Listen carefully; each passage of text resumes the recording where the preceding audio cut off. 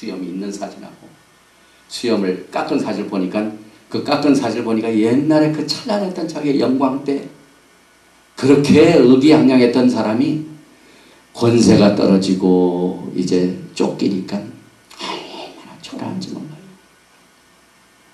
사람이 정말 권세를 누리고 명예를 누리다가 그게 천년만년 갈 것 같지만 때가 되니까 몰락을 당하게 됩니다.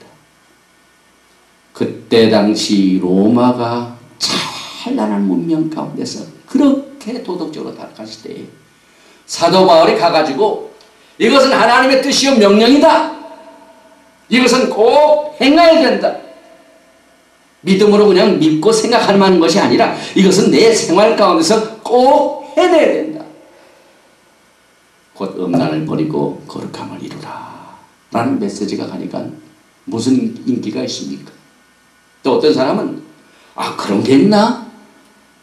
아주 생소하게 느껴진 사람. 왜냐? 아무도 그와 같은 메시지를 증거하는 사람 없는데 사도 바울이 이 데살로니가 전서를 통해서 하나님의 뜻은 이것이니 너희의 거룩함이라 음란을 버리라 하면서 아내를 맞이하는 것을 거룩하게 여기고 하나님을 모르는 이방인과 같이 세겜을 쫓지 말고 형제를 해하지 말고 하나님이 우리를 부르신 것은 부족해 하시면 우리를 거룩해 하십니다 라고 하니까 그때 사람들이 얼마나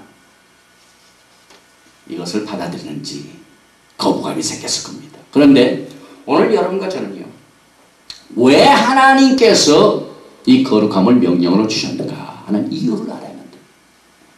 이걸 모르면요 그냥 온 세상이 다 그런 방향으로 나가니까 구분이 안 됩니다. 영분별이 안 됩니다. 우리가 거룩하게 생활해야 할 첫째 이유는 우리가 거룩함을 쫓을 적에 제일 기뻐하신 분이 하나님이십니다. 하나님을 기쁘시게 해드리기 위한 것입니다. 우리의 신앙생활의 주된 동기가 오늘날의 신앙서 글을 보면 전부 나 때문입니다. 내가 어떻게 행복해질까? 내가 어떻게 노하우를 알아가지고 성공할 것인가? 내가 어떻게 사람들에게 영향력을 미칠 수 있는 리더가 될까? 내가 어떻게 경제계를 어떻게 사회에서 정말 두각을 나타낼까? 전부 미미미 나나나 내가 어떻게 나를 기쁘게 하는 것이 주된 동기가 되고 있는 것은 얼마나 안타까운 일입니다. 오늘 우리가 신앙생활하는 모든 동기는 먼저는 하나님을 기쁘시게 하게 하는 겁니다. 사도 바울은 이 이슈에 대하여 여러 번 강조했습니다. 왜냐하면 오늘날 많은 사람들이 신앙생활을 하면서 너무나도 자기를 기쁘게 하는 사람들이 많아요. 갈라디아서 1장 10절에 내가 사람들에게 좋게 하랴 하나님께 좋게 하랴 사람들에게 기쁨을 구하랴 내가 지금까지 사람의 기쁨을 구한 것이었다면 그리스도의 종이 아니니라. 데살로니가전서 2장 4절을 우리가 이미 공부한 겁니다. 오직 하나님의 옳게 여기심을 입어 복음 전할 부탁을 받았으니 우리가 이와 같이 말하면 사람을 기쁘게 하려 함이 아니요 오직 우리 마음을 감찰하시는 하나님을 기쁘시게 하려 함이라. 에녹은 하나님을 기쁘시게 하는 자라 하는 증거를 받다가 들림을 받았습니다. 그래서 우리의 거룩함은 하나님이 기뻐하시기 때문에 순종을 해야만 됩니다. 그 다음에 두 번째 이유는 명령입니다. 이 명령은 군대 사회에서는 이유가 필요가 없어요. 사담 후세인을 잡아라 하고 제1호로 명령이 떨어졌어. 이락 전쟁에서 제일 1호 적을 잡아야 할 명령이 사담 후세인 체포. 그래서 오늘 그 제1호가 잡혔습니다. 데살로니가전서 2장 4장 2절에 우리가 주 예수로 말미암아 너희에게 무슨 명령으로 준 것을 너희가 아느니라. 명령입니다. 하나님의 뜻은 이것이니 너희 거룩함이라. 이것은 그 명령을 순종하는 것이기 때문에 우리가 거룩함을 이루어야만 되는 것입니다. 또 세 번째 이유는 이것을 하나님 앞에 영광을 올려드립니다. 오늘 4절과 5절 말씀해 보니까 각각 거룩함과 존귀함으로 자기의 안에 취할 줄을 알고 하나님을 모르는 이방인과 같이 세격을 쫓지 말고, 이 세격을 쫓는 몸으로 하는 겁니다. 그런데 성경을 보면은 너의 몸은 너희가 하나님께로부터 받은 바 너희 가운데 계신 성령의 전인 줄을 알지 못하느냐. 너희는 너의 것이니라. 너의 것이 아니라, 우리의 몸이 우리 것이 아니라 값으로 산 것이 되었으니 그런즉 너의 몸으로 하나님께 영광을 돌리라. 우리가 그 명령에 순종하는 이것 자체가 하나님 앞에 영광을 올려드리게 되는 것입니다. 그 다음에 네 번째 이유가 여기에 나옵니다. 6절과 8절에서 이 일에 분수를 넘어서 형제를 해하지 말라. 이는 우리가 너에게 미리 망하고 증거한과 같이 이 모든 일에 주께서 신원하여 주심이니라. 여기서 신원이란 말, 하나님은 모든 일에 벌을 주시는 분이시다. 원수를 갚으시는 분이시다. The Lord is the avenger for all. 모든 일에 신원하시고 모든 일을 심판하시는, 이 심판을 피하기 위해서 우리가 거룩함을 이루어야 된다 하는 이유를 여기서 설명하고 있습니다. 그래서 우리가 이것을 저버리면 사람을 저버리는 것이 아니라 오늘 8절에 너에게 그의 성령을 주신 하나님을 저버립니다. 이 얼마나 무서운 말씀입니까? 우리가 하나님을 저버리는 것이 여러 가지가 있을 것입니다. 그런데 우리의 몸은 우리의 것이 아니고 값으로 산 것이 되기 때문에 우리의 몸으로 하나님 앞에 영광을 돌리지 아니하고 이와 같은 구정하는 것에 빠지게 되면은 이건 사람을 저버리는 것이 아니라 하나님을 저버리는 불순종이다 라는 사실을 못 받았습니다. 이것같이 하나님의 분명한 뜻을 더 이상 어떻게 밝힐 수가 있습니까? 물론 성경에 보면은요, 하나님의 뜻 가운데 여러 가지로 흑백이 분명한 것들이 많이 있지만 어떤 것들은 회색, 이것이 하나님의 뜻인지 저게 하나님의 뜻인지 잘 가리지 못할 것이 많이 있습니다. 그러나 성경을 통해서 성령의 감동을 받게 되면 다 분별이 되는데 어떤 부분은요, 이것이냐 저것이냐 이것을 분명히 하나님께서 하셨는데 이 중에 하나가 하나님께서는 여러분과 저를 부정케 함으로 부르신 것이 아니라 거룩함을 위하여 부르셨기 때문에 이것을 우리가 행해야 된다 하고 명령으로 주셨습니다. 그러므로 교회는 앞으로 하나님의 무서운 진련 환난의 심판을 피하기 위해서 거룩함을 쫓아 주님을 기쁘시게 해드리고 영광을 올려드리고 순종하다가 주님 앞에 서야만 되는 것입니다. 그런데 두 번째로 우리가 행해야 할 그 행함이 서로 사랑하는 일입니다. 그런데 이 데살로니가 교회는요, 이걸 너무나 잘 받았습니다. 오늘 말씀 보니까 9절에 형제 사랑에 관하여는 너에게 쓸 것이 없음은, 너무나도 이 데살로니가 교회가 형제 사랑에 대해서 순종을 잘하고 행함을 보였습니다. 그래서 편지에다 뭐 쓸 것이 없대요. 그러고 난 뒤에 너희가 친히 하나님의 가르치심을 받아 서로 사랑합니다.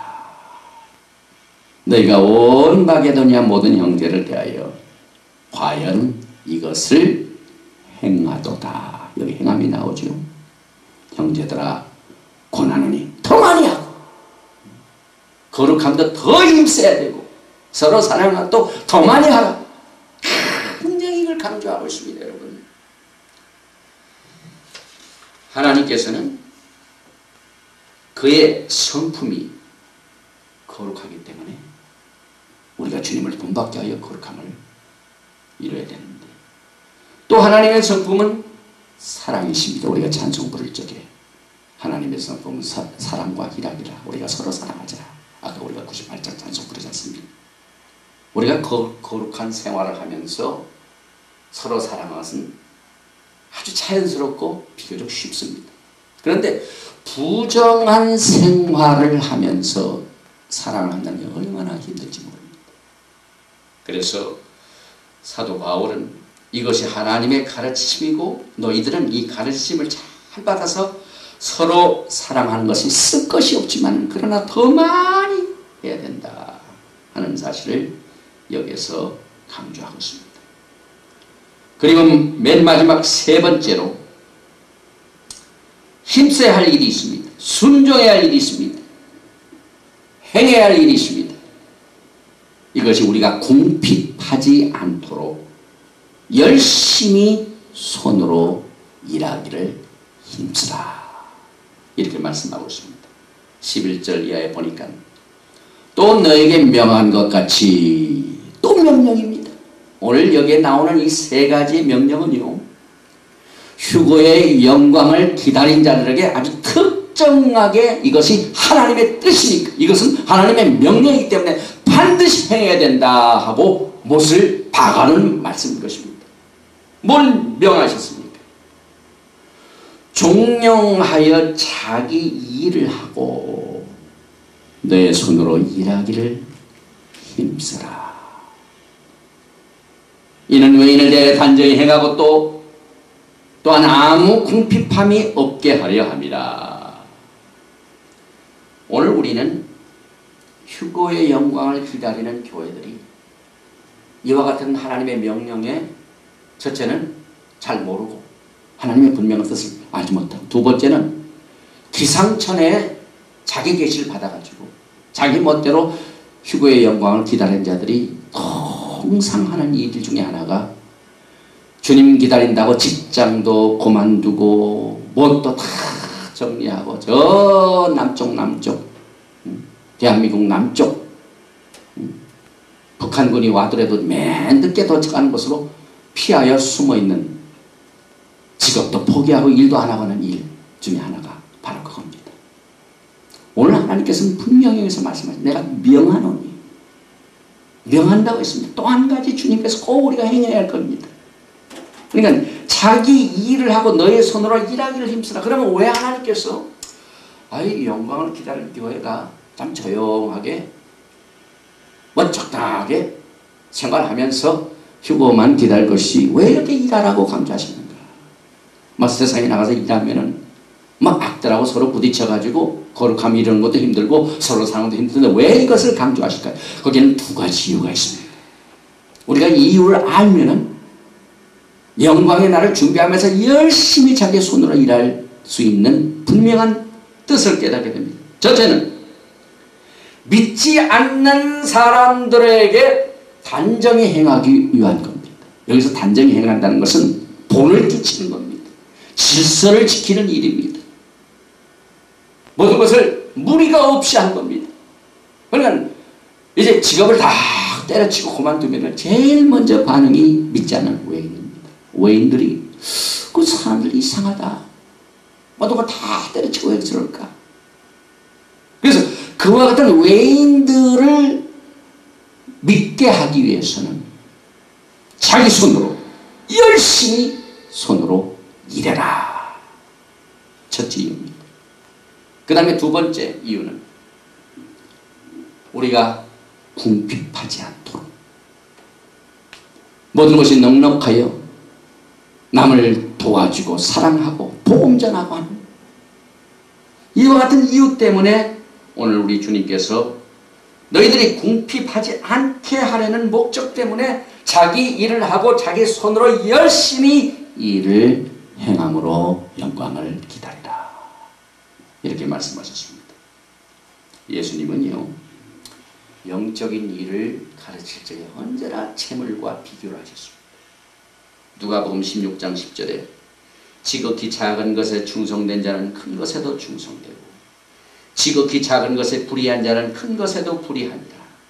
너희가 만일 불의한 재물에 충성치 아니하면 누가 참된 것으로 너희에게 맡기겠느냐.